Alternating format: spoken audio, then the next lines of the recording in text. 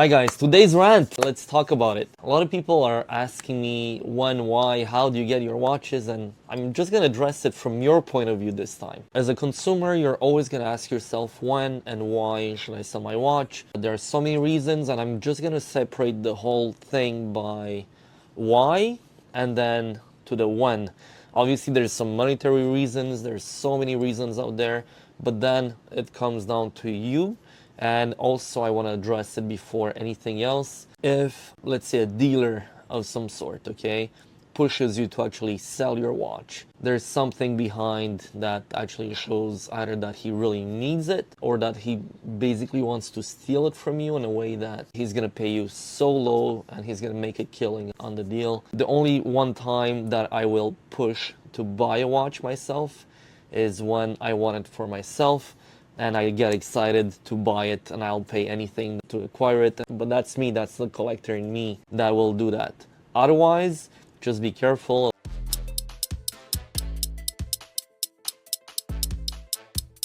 To start off, I'm also going to discuss a few comments, quite a few comments on the last video. Thank you very much, guys. It's really interesting to actually talk and chat and see and read you all. It's refreshing to see everyone's ideas and take on the whole industry. So first of all, here you have Julio Rodriguez, 6097. He comments about the fact that independents will actually swap parts and change pieces and dials and hands and whatnot. If there's anyone that does that, it's mostly Rolex. If you do have a damaged dial, damaged set of hands, they will automatically replace them. So Julio has a 16622 from 2005. So those watches normally, if you replace them with a new service dial, it's most probably going to be relatively the same. No one has any reason to change the dial if it was never serviced. If it's immaculate, Rolex will not do anything on it. And obviously, if you bring it to an independent watchmaker, you gotta go to someone that you trust. But no one will replace parts with aftermarket parts, especially something like that. I wouldn't be worried about it in any way.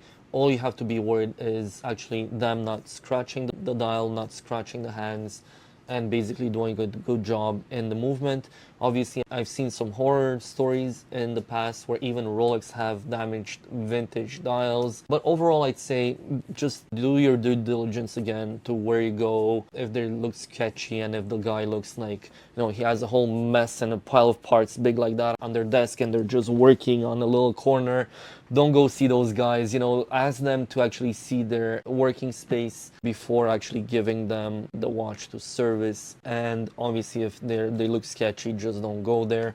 But that's what I have to say.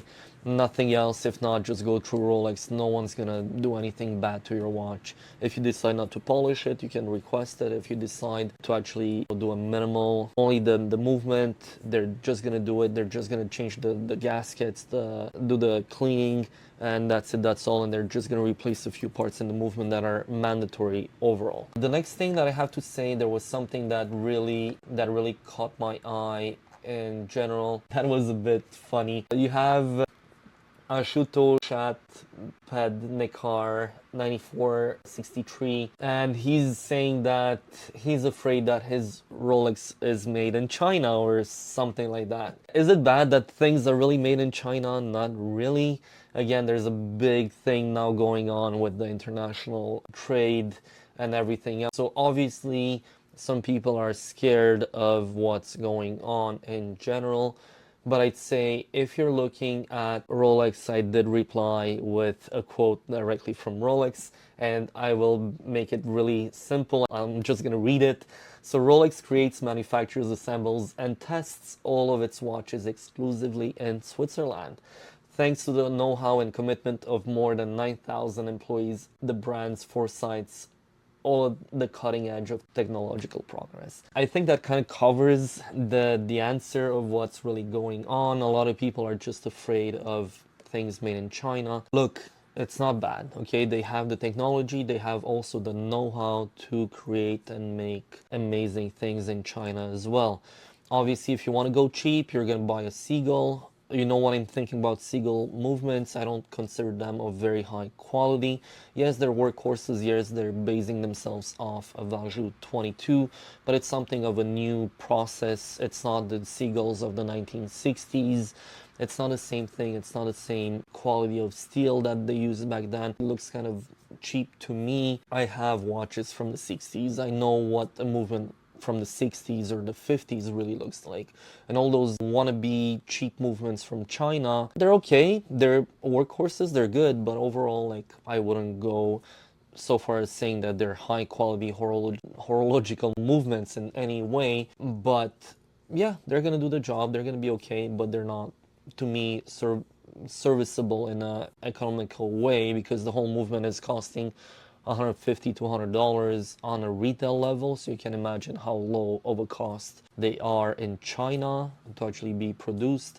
And for me to actually give it to a watchmaker that charges $40, $50, $60 an hour to repair it and service it, if it takes him the whole day to do it, obviously I'd rather buy 3 of those movements and just have them in stock to just replace them when I need to. And one last thing that I want to thank you is all the positive comments overall. And let me see here. We have Hector Castaneda here that basically says that he never bought watches to make money. I bought them for my pleasure. I think that's the whole idea of what we're doing. And a lot of people do understand that as well. It's only that from my perspective, seeing a bit of the whole spectrum of the industry, I also deal with the lower and the higher end part of the industry overall. I'd say you do have to understand that city, because a lot of people say, well, urban areas are attracting more flippers, and obviously in a bigger city you'll have more of a dynamic type of market.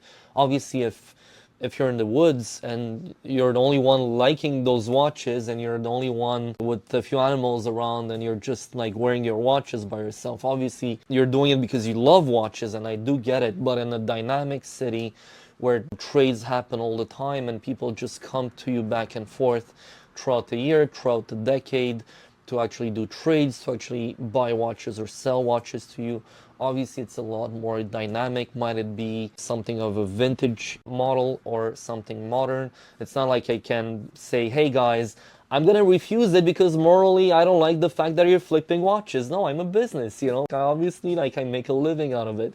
Therefore, I'm in the almost total spectrum of the market. I've sold watches for hundreds of thousands of dollars, and I sold watches for as low as $20, $30, $40 even lately. It's not something to be taken just as, you know, black and white. I'm here to talk about the good, the bad, and the very ugly of the whole industry. I want you guys to basically learn from me. That's the whole point. I'm not here to complain. I'm not here to rant. I'm not here to anything of that.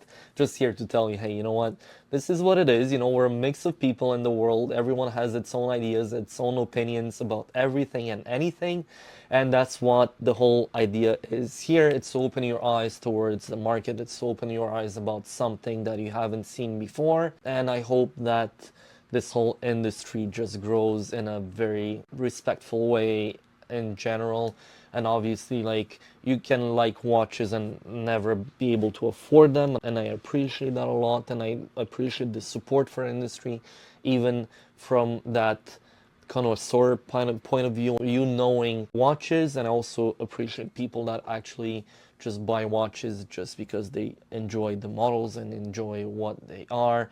But it makes a whole mix of people in this world, and that's who we are. Thank you very much for commenting on the last video a lot. If you want to comment on this video, just please do. We're gonna be doing more back and forth with you guys down the road. Thank you guys, and let's continue to the video. The video basically almost broke me yesterday. Why? Because I have so many ideas, I have so many examples in my head. I meet so many people in a day that are looking to sell their watches, and I want to make it right by you as a consumer to understand why and when to actually sell it. It would be really easy for me to tell you, hey, you know what?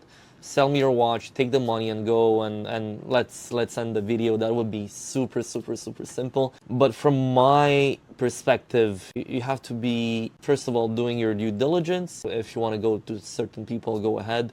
But in general, what I ask people is tell me your price, send me a few pictures for me to have an idea of what we're talking about in terms of model, condition, and everything. But most of the time, if not 99 or almost 100% of the time, when people offer me a watch, I need a price. If we're too far off or you're expecting crazy Chrono 24 prices, I cannot pay that.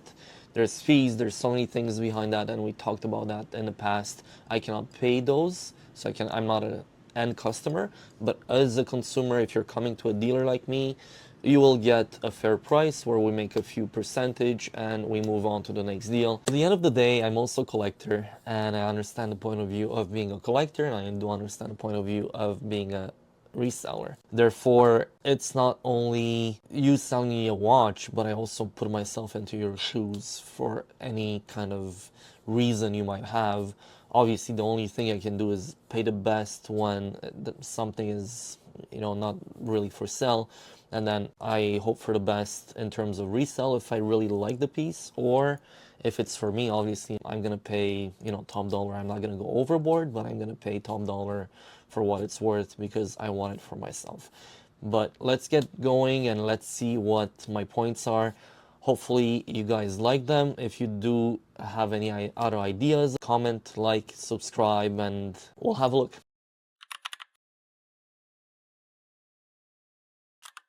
First of all, let's get rid of it. It's going to be easy. The first reason why people come to sell their watches to me, and the why, is because they need money, okay? They need money basically for anything personal or watch related to actually upgrade or do anything with that. So that part is pretty simple, but at the same time, you'd really have to think of what that entices, okay, for you and for your relatives, if people depend on the sale, if it's an estate, if it's something else. So for me, when it comes to money, it's pretty easy. It's almost purely transactional, but for you, you have to basically decide if that really makes sense for you down the road and if you're gonna regret it or not, okay? Obviously, the needs can surpass any type of wants and everything behind the scenes, but you have to decide if that makes sense for you. And that's one of the main reasons people come to me. It's because they want to sell a watch for monetary reasons.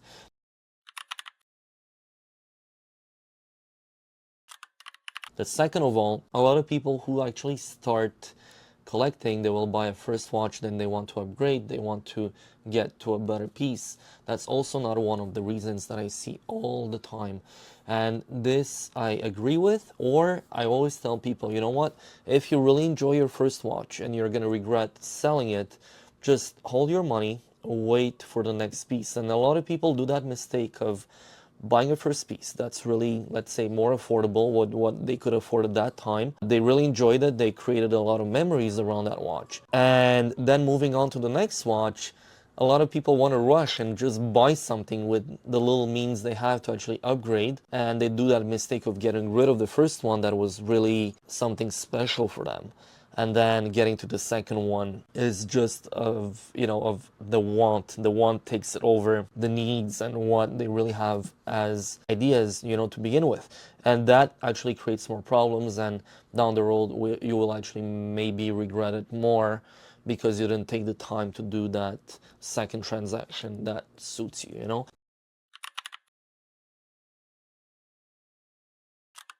Third of all, a lot of people have that tendency, and I see that a few times a year, where people bought a watch. I've seen that, I think in 2023, had a gentleman who bought a two-door. It was a Black Bay 58.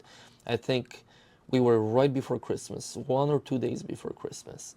The date on the card was 2 days old, and the gentleman had purchased the watch a couple of days ago. It was brand new, never worn, and he just sold it to me. I don't know what the idea was. I don't know if he bought it and then he regretted it. I didn't go too much into details, but the watch was literally brand new. He basically lost 35-40% on what he was selling it to me for, because the market on the Black Bays after the pandemic just went down the drain, basically. And we're paying about 75% of retail to sell for about 80. now we have to pay way under around 60 to sell for 65, 67, 68% of the retail. And that's including taxes and whatnot. I'm just simplifying it all. But that's what happens. And those regrets happen a lot. And that's why I always tell people, before you buy a watch, do your due diligence. And that's one of the reasons people come to me.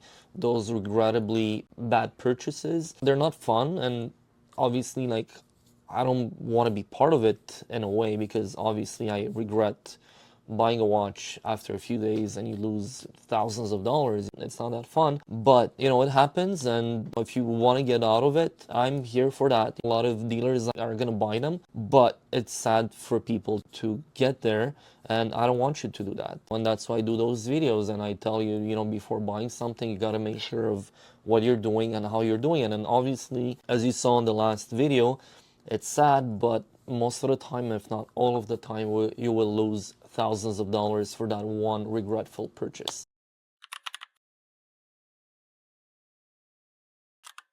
One thing that appeared post 2019 is the hype as well. So that's one of my major points that actually really changed the market in the past 5-6 years, is that a lot of people are capitalizing on the hype of the market. And that also is one of the reasons why a lot of people want to sell the watch. It's not because of regrets, they just buy it and they try to flip it in the next 20 minutes. I had that a lot. So my phone never stops ringing. A lot of the times when I'm filming, people are calling me trying to sell me a watch, and that's why like it's a bit more tedious to actually do a full video in one shot. But in general, that's something that actually kind of pisses me off in a way, because people who really want to enjoy those watches, and there's a lot of them, they're just using that excuse of, hey, there's money to be made, and just flipping them for a few $1,000s. Everyone knows about a wait list with Patek, with AP, with Rolex, even certain models in Omega, and every single brand has a few hyped up pieces. But to actually get to the point to wait a couple of years and tell me, hey Chris, I want to sell my watch, and when I tell you, hey, you're gonna make 500, $1,000, $2,000, or whatever it might be on a sub, or on a GMT maybe a bit more, but it gets to that point where you waited 2 years to get a watch, and you're thinking, hey, you know, it's worth it because I'm just flipping it to make $1,000 or $2,000. What's this whole purpose? All the time you spent calling the ADs, running and playing their games, whatever time you spend behind the scenes to actually get that watch, is it really worth it? Okay, and that's up to you to decide. But to me, if I had to spend 10 hours to make $1,000 and just go there and run and talk and this and that, I'm like, guys, like, what do you value your time at? Is it in reality really worth it? To me, no, unless you get 10 of them a month, when not a single AD is gonna sell you 10 watches a month, or even if you know 100 ADs, you're not gonna get 10 watches a month, you know? And it's very difficult for me to actually live that, because I'm all about the passion of the market, and that just drifted towards, again, very highly monetized market and mentality, where people don't see those as collectible pieces or as something you can wear on a daily basis. You know, a lot of people before, they only had one or two Rolexes and they kept them for their lifetime. Nowadays we see people hoarding those Batmans and Daytonas, and including, I know a bunch of customers that have like maybe 30, 50 Rolexes, APs and Pateks, and they're never wearing them. They're seeing them as assets, and they're not. You have so many other pieces out there of economy, of investments that you can do that are not watches. And watches are generally not an investment, you know. With the inflation, the depreciation, whatever you want to see it from, whatever angle, it just doesn't make any sense. And for me, at that point, it's up to you to decide whether it's worth it or not. But even there, even those high roller customers that have a lot of watches, that sold me a lot of watches in the past, most of the time they're still losing money or breaking even overall. Therefore, it's not really an investment, and we're not making a lot of money when we're flipping those high-end watches that are even whatever they might be. And unless you really get only the hottest pieces on the market, you will not make money in the general sense of really making money. And the real money you're gonna make is by flipping them, not by sitting on them for 6 years or 10 years or whatever. In general, they will not be very rare in any way, or you're not gonna have something that's exceptionally special anyway, to me.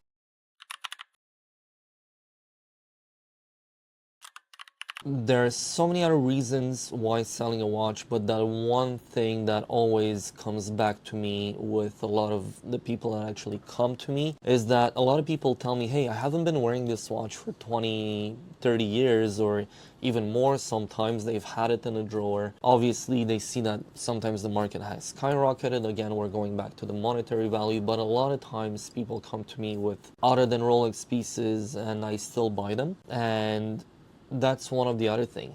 If there's no attachment to the piece that you're about to sell, might it be an inheritance, might it be something you bought or you got as a gift and you never really enjoyed it in the past, I'd say, you know what, just take the money, do whatever you need with it. If you want to buy something else that really suits you, we can do that. I'm a store, so obviously I always have different pieces, but if it's for you to actually use the money, it's better to use the money towards something that makes sense for you. And that's, again, a very good reason for people that come to see me to sell their watches.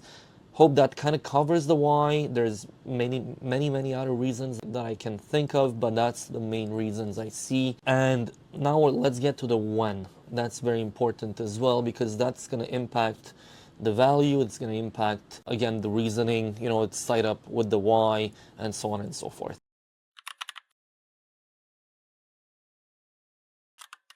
The first one is when, again, I'm coming back to the why, but the when is when you don't wear the watch that much anymore.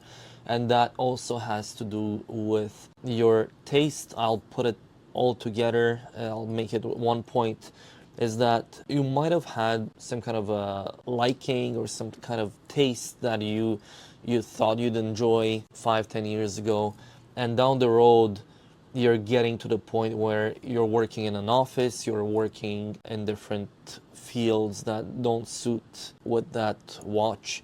And then what happens? You will not wear the watch, it doesn't suit your everyday lifestyle, therefore you need something that suits you better. That's when I'd say, hey, you can do something that actually goes with your new lifestyle. Following up on that, there's trends. A lot of people in the past were liking big watches. I've seen that a lot in the past. And you're going from Panerai, you're going from really big Planet Ocean Seamasters from Omega. Even though I still sell them really well, I just sold 2 of them this week, they're still basically less in demand than they used to be. Therefore, if we're looking at today's market, we're looking at vintage, we're looking at Piaget, we're looking at Baume & Mercier, a lot of Cartier. Obviously, I'm leaving that for the last brand, but if we're looking at Cartier, obviously their watches in general, if we're looking in the vintage, they were pretty small. A lot of people still find them dainty, almost like feminine in certain cases. But as we see Mike Nouveau and a lot of other Instagram resellers, including myself, I always saw that design to be iconic. The only thing was that people always found them extremely small, feminine, especially here in Canada. People are used to, wearing bigger watches in general. Therefore, that US trend, that New York trend is very important to us. Anyway, to me as well, not from a monetary point of view. I don't care about that. It's not so important because obviously we just go with the trends as well. But I like the fact that people just don't get stuck on the same idea, same wave of what the market is about. And the fact that people actually brought back the trend of vintage watches that are smaller are also bringing up a lot of other companies that were basically almost unknown to most people. I know about them, but a lot of people don't know. For example, even Baume & Mercier, for a lot of people, they're like, what's that? Baume & Mercier has been one of the oldest companies out there since 1830, so almost 200 years old. Therefore, even though they don't have as much recognition as many other brands, it's one of those brands that are really important. And you're gonna see in the 70s and the 80s a lot of companies were kind of trading designs, and that's one of them. You're gonna see some designs that are really reminiscent of Cartier, and you're gonna see a crisscross in that look. It's very specific of the era. And I like those watches. They're always cool, but before we had no customers for them. And what happens? We either buy them for gold or we just don't buy them because there was no demand. And that's what was saddening me, because we were destroying a lot of those watches and just making them disappear off the market. Now that the recognition is there, the trends are there, I hope that they will stay, not only for the monetary value, for the fact that those watches will have a recognition on the long term, and it does serve the whole purpose of collecting watches. You know, you can't just collect Rolexes and APs all day long. It defeats the whole purpose of collecting. It just cannot, we cannot all be collecting the same brands and the same models all over and over again. It's just becoming boring and it just kills the whole purpose.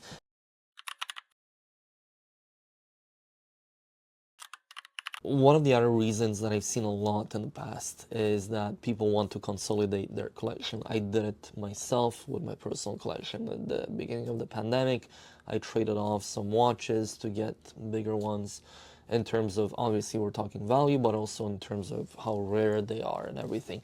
And again, like, it comes to the point of, I had been collecting Speedmasters for a very long time, and for example, I'm wearing one today. We're going to talk about it in a bit. But the fact that you've been accumulating watches and a lot of them are subpar with the usual quality of what the market commands right now. People know what a good watch is right now in the vintage and even in the new watches. If we're looking at polished watches, I'm going to talk about the Speedmaster in this case. I used to have about 10 Speedmasters in my collection. Some of them I bought really cheap. You know, the market was different 15 years ago. We could buy them for really, really low. But again, the condition of the accumulation I had was pretty terrible. I didn't have one good watch out of the 10 I had. Even if, let's say, like a lot of people are talking about that, even if I had put them all together, mix and match them and everything, I think I would have had maybe one or two that were kind of sensible to how good they would have been, but it's not good, you know, like, you have to basically consider, again, I'm always telling people, buy high, but you're not going to regret it. If you buy on the high end of your budget, you will never regret buying a good watch. You will always regret buying the cheap Speedmaster or the cheap Submariner that you had back in the time, because first of all, condition is not there. Second of all, you will have big problems reselling your watch, especially to dealers like myself who really know what a good watch should look like. So all that comes down to basically doing your due diligence at the end of the day, and that's what I tell you to do. I've went through it. I know what it is. I know what accumulating a bunch of watches is. It wasn't really a collection. It wasn't something I was proud of. I was just like adding stuff to my collection. At the end of the day, that's one of the main reasons as a collector. If you have accumulated, I don't know, 5, 10, 20, 50 watches, you might want to go down by 20, 30% of your collection and just have a better watch overall, or something that really suits better your needs or your wants at the moment. And that's when basically you will let go the pieces that are less important. What I do with those pieces nowadays, when a watch is not completely correct to my eyes, unless it's something really special and I'm gonna try to find the right parts to make it perfect, I normally, in 90% of the cases, I'm just gonna take them apart. I'm gonna sell the dial, sell the hands, the case, the movement and everything.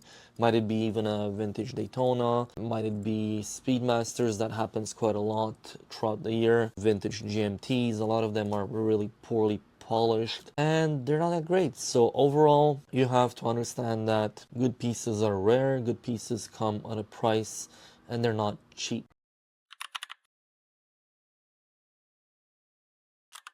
Last but not least is the timing and how you can maximize your sale by selling it for the most possible. A lot of people were holding watches during pandemic times for reasons that, you know, were pretty obvious. Everything was just like going up and up, and I would see people tell me, hey, what, it's never gonna stop, it's gonna be never ending story. And I'm like, guys, like, it makes no sense. Okay, that's why I never kept that kind of inventory for a very long time. Those new watches were always intended to be flipped. You make your $500, $1,000, whatever you can make, and you move on. Even as a consumer or as a dealer like myself, you make a few $100, you're happy. It's purely transactional. But when it comes to timing, obviously a lot of people come to me and they tell me, hey, I had a sub years ago and I sold it for $3,000. I'm like, yeah, but you know, $3,000 back then, you could have bought so many other things. You could have bought a car, or you could have bought some stocks or Bitcoin or whatever, and now you'd have like millions of dollars in certain cases. People get attracted by the fact that watches overall, if you look at the grand scheme of things, have risen up in value overall, obviously versus the original retail price. But if we're looking at inflation, we're looking at the cost of living, everything else, most of them, they haven't really gone up in price. Most of them, they will basically sell for what they used to be worth brand new 15, 20, 25 years ago, or a lot less. Okay, most of them. Some of them, again, we're looking at the big names, they might have gone really high up in price. Watches that used to be worth like an AP could have been worth $4,000 or $5,000, $6,000 in the 36 millimeters. Nowadays we're looking at $20,000, $30,000, $40,000 depending if it's a gold piece or stainless steel. But I'd say in general, you have to choose your right moment. Don't regret to sell.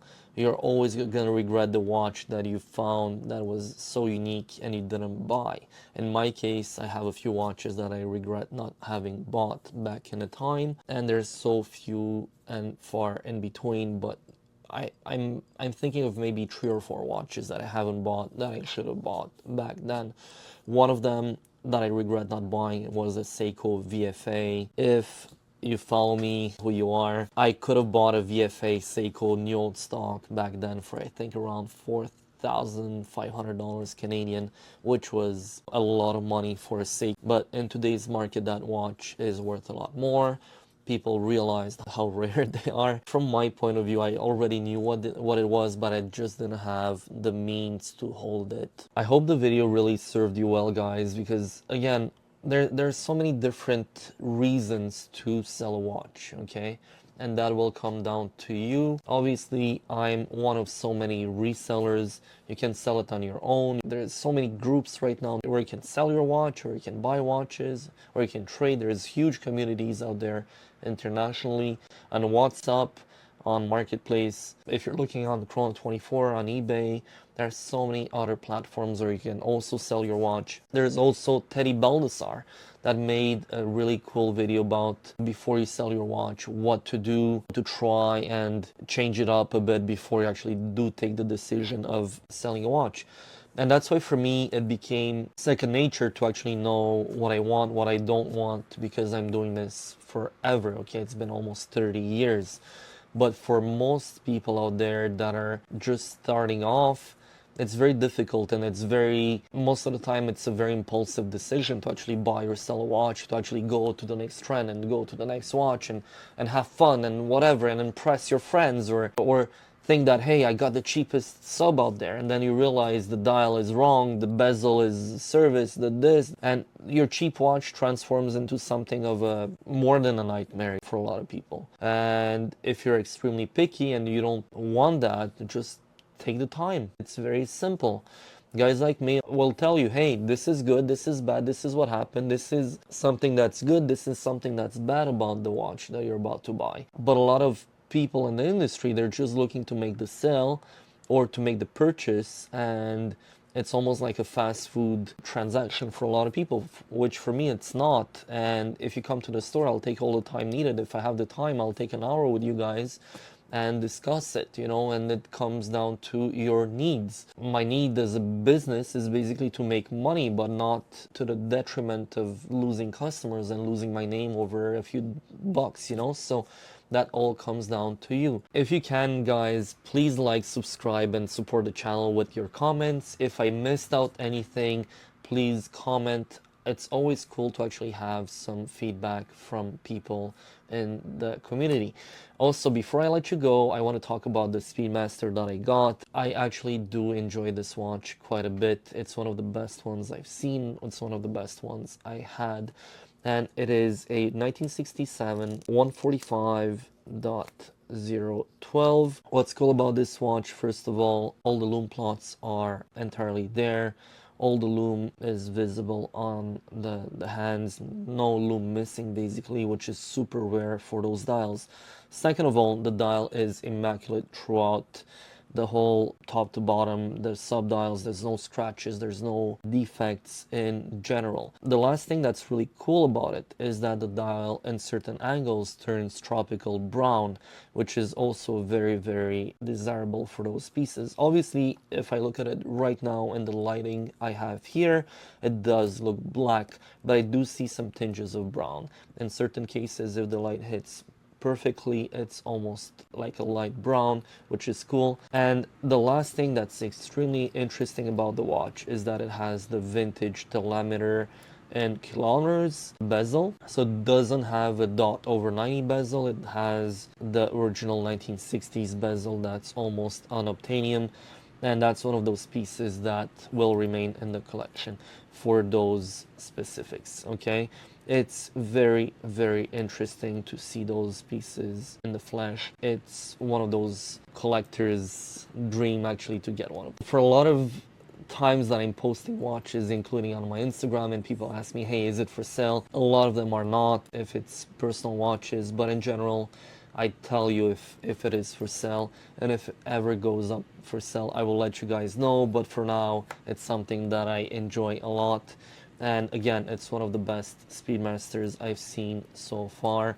So there's no money in the world right now that would pick it up, just because there's not that many in this condition out there. So I enjoy it as much as anyone would if you like this watch. Thank you guys again, and have a great week.